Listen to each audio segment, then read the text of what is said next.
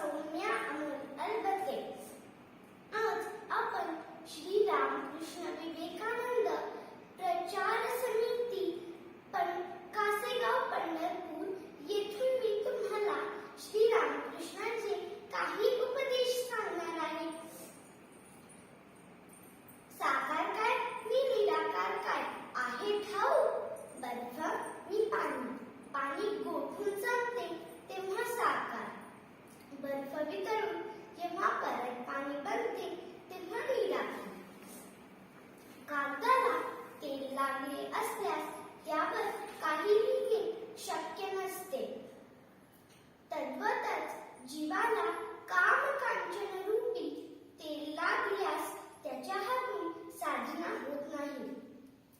परत त्या तेलकट कागदावर खडू घासल्यास त्यावर लिहिणे शक्य होते. तसेच काम कांचन रूपी तेलाने माखलेल्या मनावर त्यागरूपी खडूचा संस्कार केल्यास साधना करणे संभवते.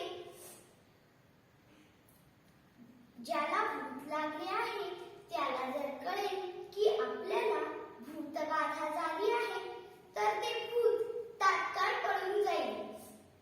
आपल्याला मायेने भुरळ पाडली आहे असे जर मायाबद्ध जीवाला एकदाचे ठीक ठीक उमजेल तर ती क्षणभरही त्याच्याजवळ राहायला रिकामी नाही. मायेचा स्वभाव माहीत आहे कसा तो, जसे पाण्यावरचे शेवाळ. बाजूला सारा, सारे